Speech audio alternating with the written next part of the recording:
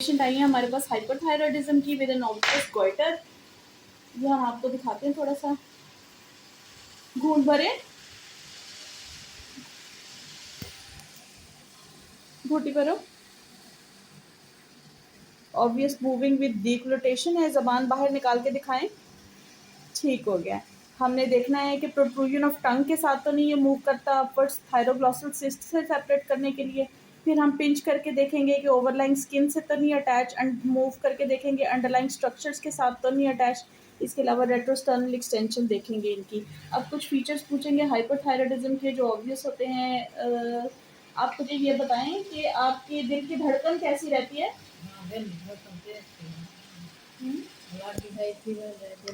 दिल की धड़कन तेज हो जाती है, ऐसे हाथ कांपते तो नहीं लग जाते हैं?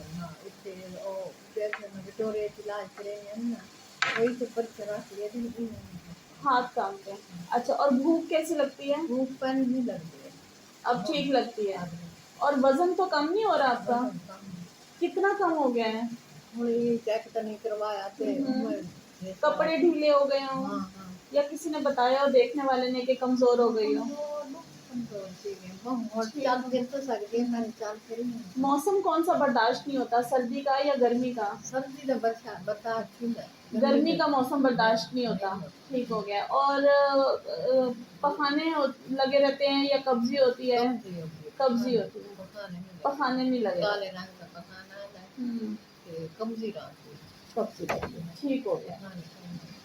लगते हैं खून की उल्टियाँ होती है। अच्छा, ये जो गला बड़ा हुआ है आपका, इसे घूंट भरने में, निकलने में तो दुश्वारी नहीं होती? हाँ, रोटी तो खाओ ना, गुड़ के अंदर बनी है और सांस लेने में तो दुश्वारी नहीं होती? सांस ठीक आता है? जैसे सांप कमर ना, उसमें दुश्वारी। जब से इस पे सीधे लेटती हो उस टाइम सांस फूलने लग जाता है, और रोटी खाती हो तो फंस जाता है, अटक जाता है। हाँ। ठीक हो गया। अच्छा, अब ऐसा कर सकती हैं, ये जो दोनों बाजू हैं ये सर से ऊपर थोड़ी देर उठा के दिखा सकती हैं ऐसे?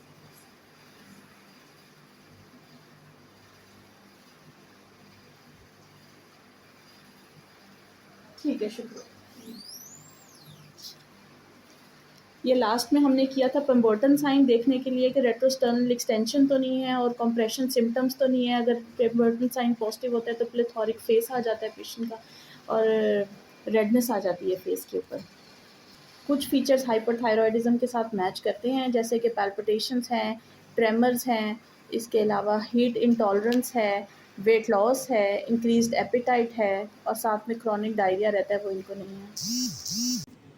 थायराइड के मरीज़ ये जान लें कि ज़रूरी नहीं है कि जिनका एक ऑब्वियस थायराइड नज़र आ रहा होता है वो हमेशा ज़्यादा ही हार्मोन्स प्रोड्यूस कर रहे हैं। ऐसा भी हो सकता है कि उसके फंक्शन नॉर्मल हो, ऐसा भी हो सकता है कि वो कम थायराइड हार्मोन्स प्रोड्यूस कर रहा हो। इसके लिए ज़रूरी है कि जिनको एक गिलर्ड नज़र आ रहा हो गले के अंदर, वो फ़ौरन अपने थायराइड के टेस्ट कराएं, जिसका नाम है T3, T4 और TSH का टेस्ट कराएं। इसके अलावा थायराइड का अल्ट्रासाउंड होता है, वो करवाएं। और एक हम कहते हैं रीअपटेक स्कैन, उसके अंदर पता चलता है कि ये जो थायराइड आपको नज़र आ रहा है उसके अंदर कोई ख़तरनाक रसौली तो नहीं है। इसके अलावा ऐसा होता है कि कभी कभी शुबा हो तो हम छोटी सी नीडल से थायराइड का टेस्ट भी करते हैं, जिसे FNAC हम कहते हैं।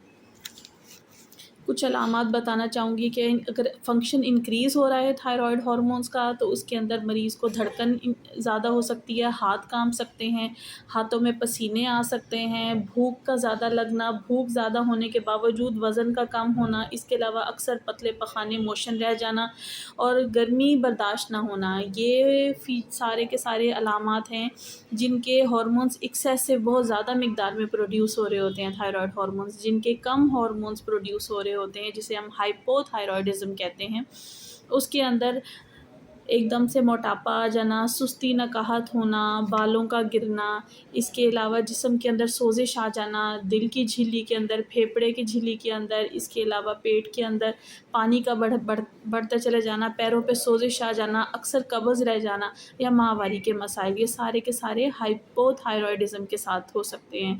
इसीलिए ज़रूरी है थायराइड हार्मोन्स का टेस्ट कराएं, उसके बाद ही पता चल सकता है कि हार्मोन ज़्यादा प्रोड्यूस हो रहा है या कम। ज़्यादा हो रहा है तो उसकी फ़र्क दवाइयाँ हैं, कम हो रहा है तो उसकी फ़र्क दवाइयाँ। अब अगली तस्वीर हम आपको दिखाएंगे एक मरीज़ जिन्होंने प्रेजेंट किया था दोनों टांगों की सोजिश के साथ, जिसके बाद हमने सोचा कि उनके थायराइड हार्मोन्स कराने चाहिए, जो कि हमने करवाए।